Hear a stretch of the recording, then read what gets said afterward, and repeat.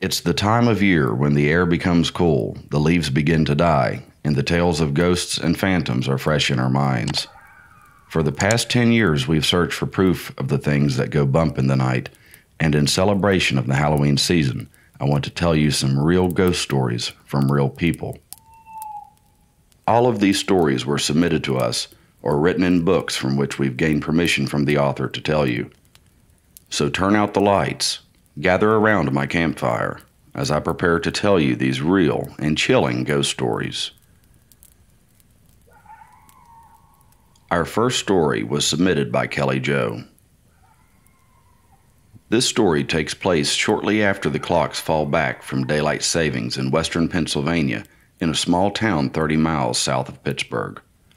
Charleroi is laid out on a hill with the businesses on McKean and Fallowfield streets running parallel to the Monongahela River.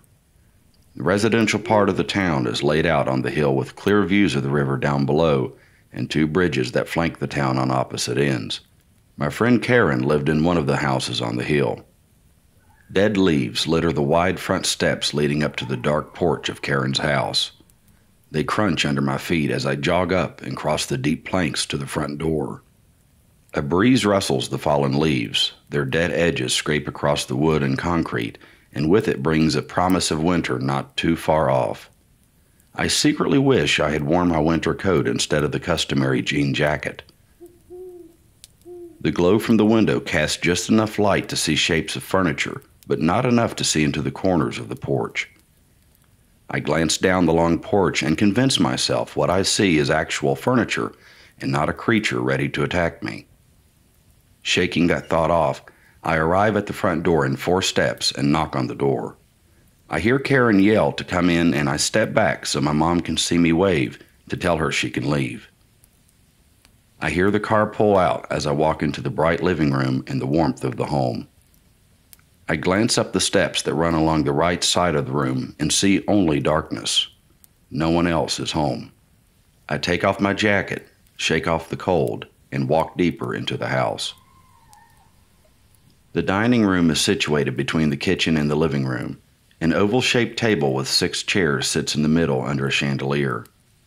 The room has 2 interior openings, one from the living room and one on the interior side wall into the kitchen. A large window and corner china cupboard takes up the exterior back wall. The exterior right wall has twin windows and a buffet. The house is a typical older home with high ceilings, large windows, and dark wood accents. We sit down at the oval-shaped table and get our gear: mascara, eyeliner, blush, and all the tools to go along with putting on our teenage makeup. We are getting ready to walk downtown and hang out with a larger group of friends at Armando's, a pizza place in the middle of town, about a 10-minute walk from her house. Karen has already begun curling her hair, so I sit down in front of one of the light-up mirrors.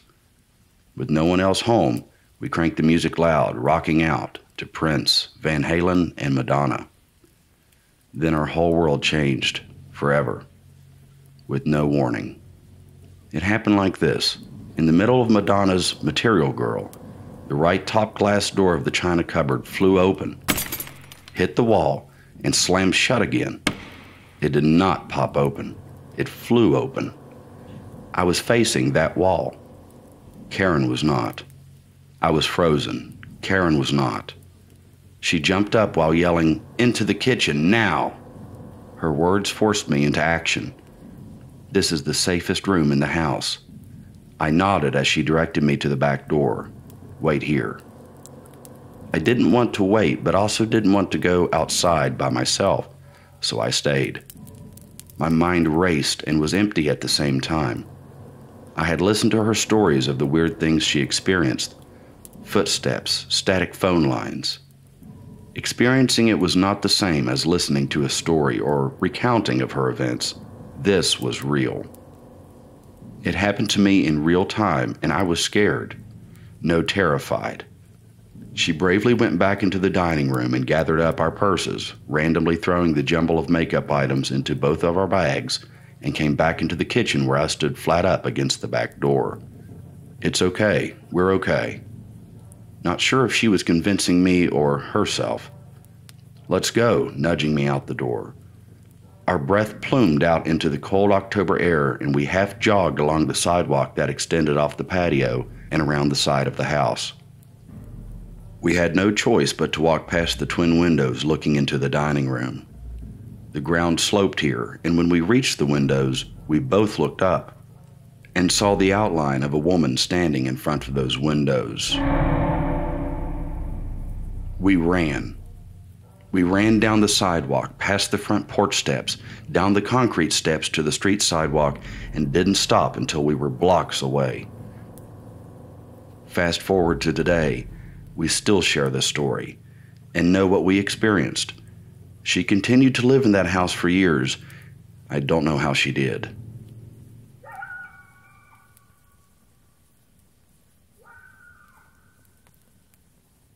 Our next true ghost tale was submitted by Miranda. This story is one part ghost story and one part family tragedy. On a warm evening in June of 2013, my family was called to my grandparents' house. My grandfather had been diagnosed with cancer a few years back, and as a family we had slowly witnessed the degradation of his mind and body. A once hard-working man with a quiet sort of strength had been reduced to nothing but a frail shell of his former self. He had always been a man of few words, the kind of gruff individual who affectionately referred to his grandchildren as rotten.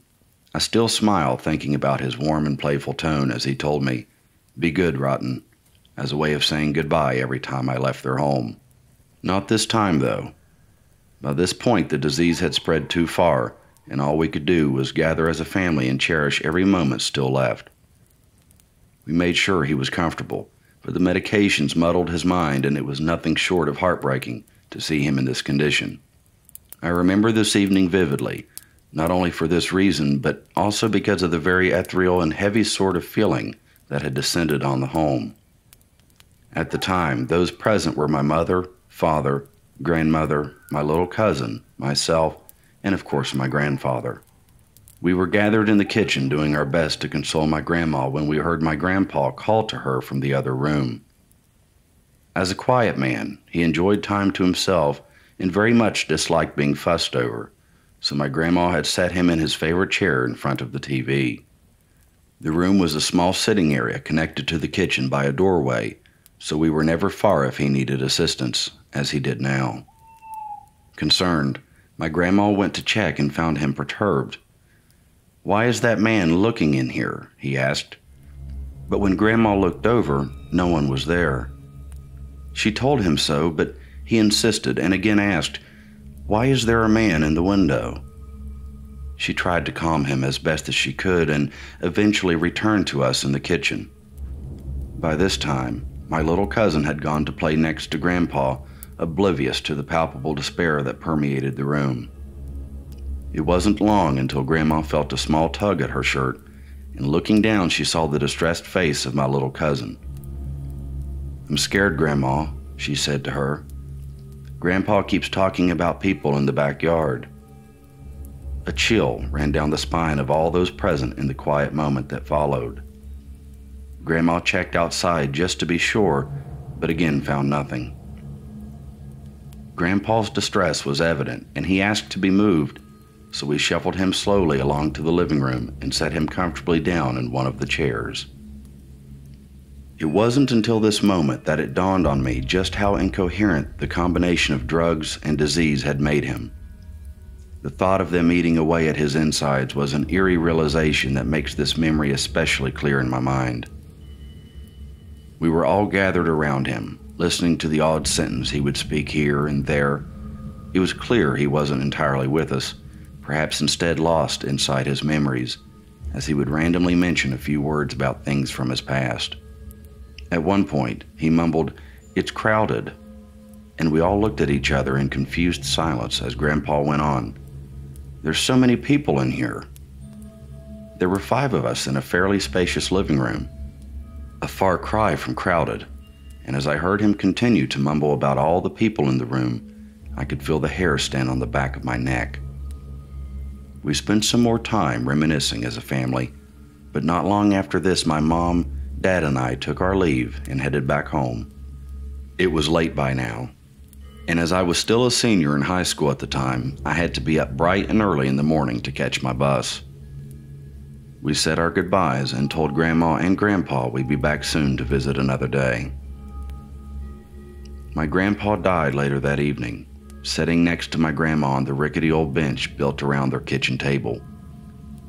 Knowing now what we couldn't have known then only adds to the eeriness of the evening. Were his words merely drug and disease-induced hallucinations, or did his closeness to death bring him clarity on what awaits us on the other side? I'll leave it up to you to decide for yourself. Personally, my family believes he is at peace and drops in from time to time. It isn't uncommon to hear footsteps in the middle of the night or for electronics to start malfunctioning without any rhyme or reason as to why. The way I see it, Pap is just saying hello from the other side. Our final true story of spirits and ghosts comes from Chapter 7 of the book Life with Paranormal Encounters by Connor Biddle. When we're told ghost stories, we can imagine what's being said. I was told them as a child, and I find that what others experience excites me. It creates this world inside your mind beyond the belief of what's known to the world of the unknown.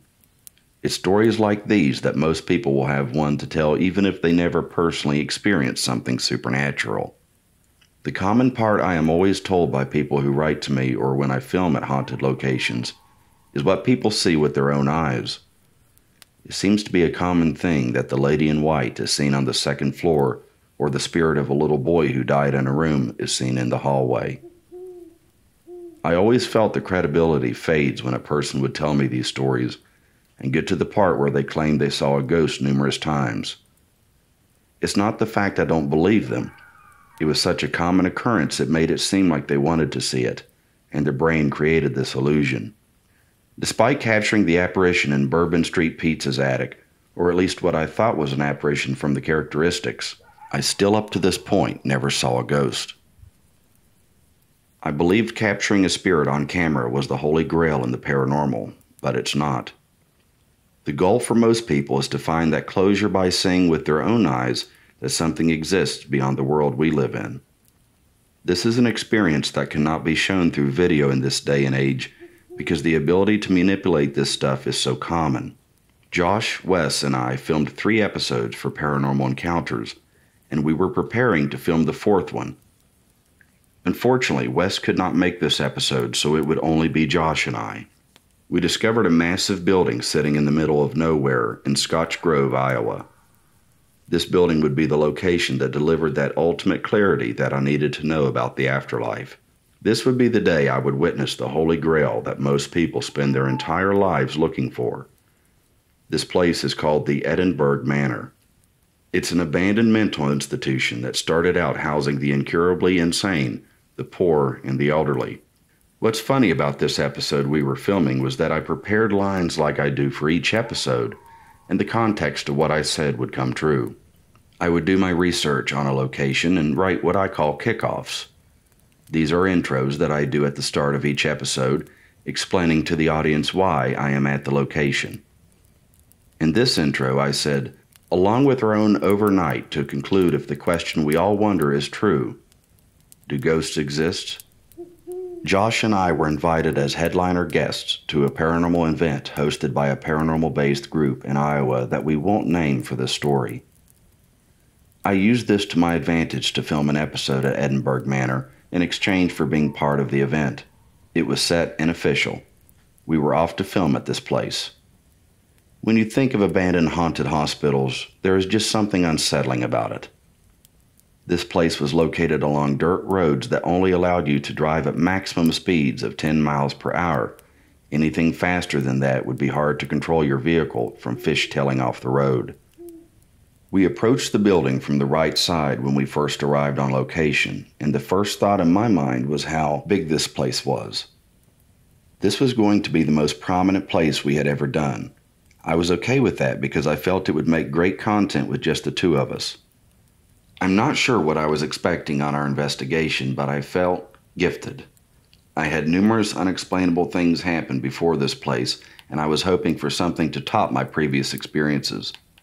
I remember we parked, got out of the car, and were greeted by our friend Haas, who appeared in the documentary we filmed at the Farrar Elementary School. She was with two other people whose names were Hopkins and Erkenbrack, who were a part of a paranormal group that Haas investigated with. We were waiting on the group from Iowa, Campbell, who told us about his experiences at the Farrar School, and his friend Reese. They arrived the following day to host their event and agreed to be interviewed on camera about the experiences they had at this place. Josh and I were told that the Edinburgh Manor was a highly active location, and I was eager to hear about these ghost stories. The first steps into the building were an ominous feeling, and I could sense the air was different. It was like something out of a horror movie.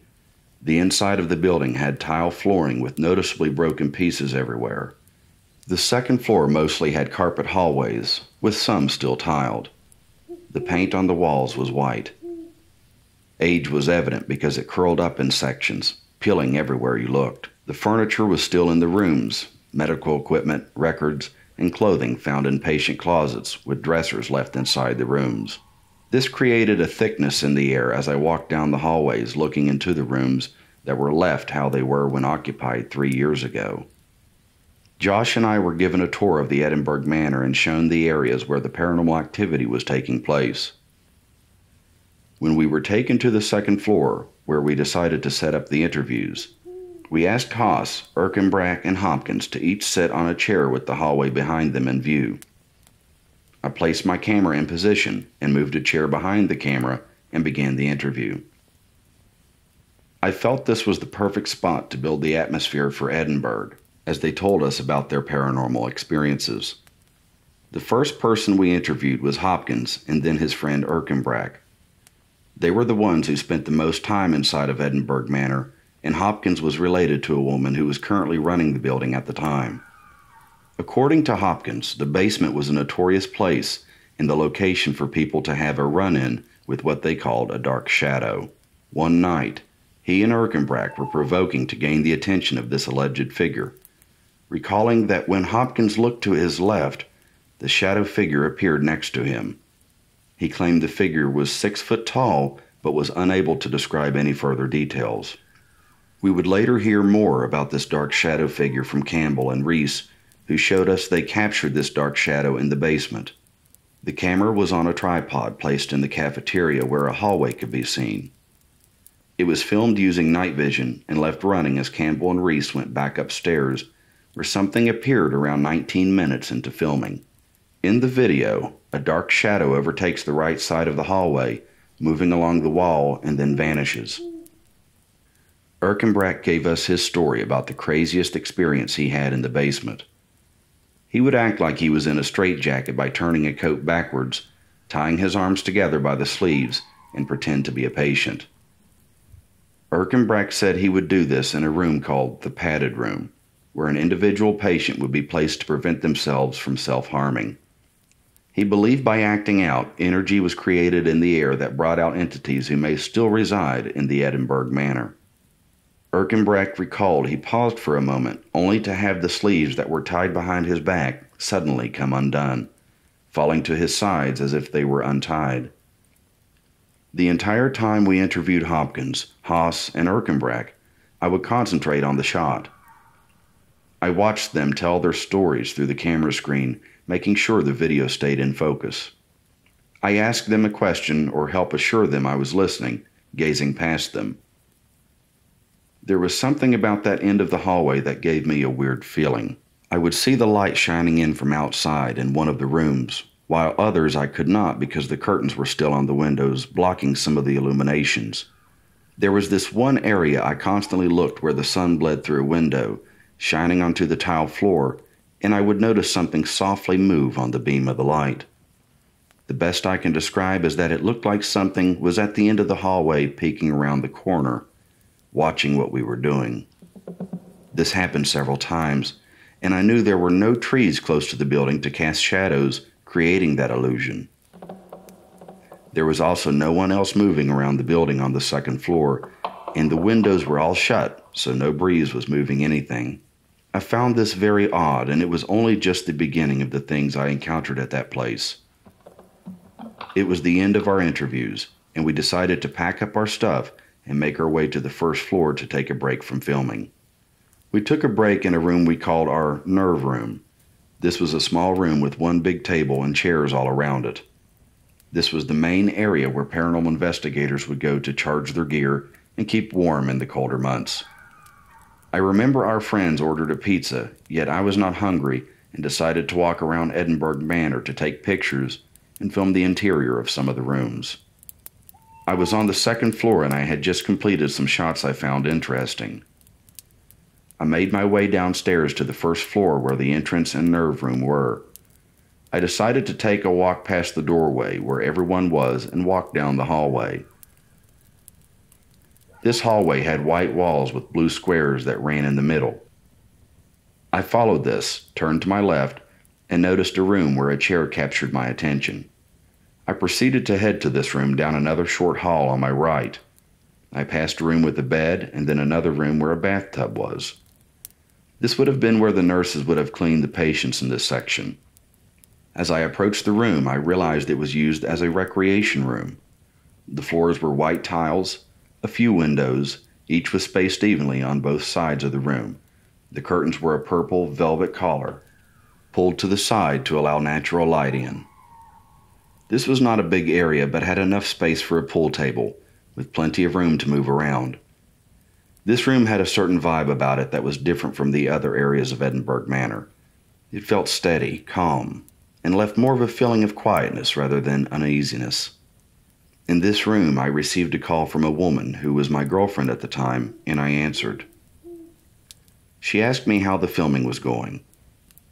When I talk on the phone, I admit that I cannot for the life of me stay still. I tend to move around, and that is what I was doing talking to her. I recall holding the phone, slowly turning in place while admiring the tiles on the floor. I was positioned to where I was in front of the hallway I had just come from, and I could see down it. This was the only way into this room.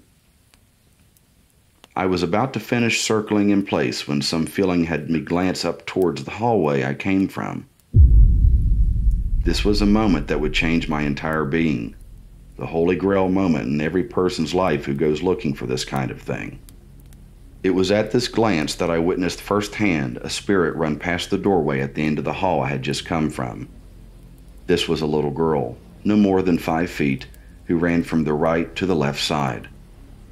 Though it only lasted a second or two, the image of what I saw is so burned into my memory, I can still see it clearly into this day. Like most people who describe ghost stories, I've been told, they tell of a woman or a man from a time ago with the details of what they look like. The part I've found most common about their stories is the spirits were always see-through. This was not the case of this little girl I saw. She was a solid figure, and I could not see through her. When she ran past the end of the hallway, she did not make any sound. It was odd because the tiles were noisy from the wear and tear and broken pieces that you could hear if someone walked on them. It was like watching a video, but on mute. It was the strangest thing ever. And the more I think about that moment, it was like she never knew I was there in the first place. She was a Caucasian girl who could not be more than 8 to 10 years old, with light brown hair in a ponytail that flopped up from the speed of her running as she passed from my side of her. She was wearing this old-fashioned cream-colored dress with light blue and light pink flowers that were evenly spaced, creating a pattern all over. This girl had white knee socks on that visibly did not match the color of her dress. When this happened, I completely froze in place. I could not blink. I could not even speak. I knew that what I saw was something beyond my comprehension. It's a moment like this that you can never prepare for. I knew I could not blink because I wanted to make sure this moment was real, and I was still on the phone scrambling for words. My girlfriend knew I just witnessed something because I tried to talk, but the words sounded as if I was slurring. She asked, "You just saw something, didn't you?" I replied, "I just fucking saw a little girl." I tried to say more after that, but I could not process the words correctly, and I lost track of reality. I kept her on the phone as I continued to not blink. I wanted her to stay on the phone to help me document this encounter, as I was not rolling on a camera or recording audio. I slowly began to make my way down the hall like a snail, terrified beyond my limit. It was not because I did not want to have a spirit encounter, but because I was having trouble processing what I saw. As I passed the bathroom and then another room, I listened so intensively for any sounds from this little girl, but nothing. Not one sound was happening as I tried to sneak down the hall, not blinking, cracking every other piece of tile as I approached the end of the hallway. I held my breath, peeking my head around the corner to see if I could see her, but nothing was there. She had vanished. There was nothing on the side she went to other than a window, and the window was closed. It was the end of the hallway in the furthest end of the building. If I looked to my left, it would be a janitor's closet. There wouldn't be enough room for anyone to go inside, but I still opened it to ensure no one was there. Across from that closet was where sick patients had been. I slowly paced my way to peek into this room, hoping to find an explanation for what I just saw. That, too, had no signs of a little girl. It was clear that she was gone, and that I was just provided the answer most spend their entire lives looking for. There is something beyond this world, and I had to share this with everyone about what just happened. After a few more minutes on the phone, I collected myself and I told my girlfriend I needed to go back to filming. I made my way to the nerve center to inform everyone of this experience. I remember this was when the owner showed up around that time. I was off on my own, and she brought her dog with her. I opened the door to the nerve room and saw everyone sitting at the table eating pizza. I approached them with excitement. Before I could get a word in, they stopped me to ask if I was playing a prank on them moments ago. I was confused and told them no, as they told me that they thought I was pretending to be a girl singing, attempting to scare them.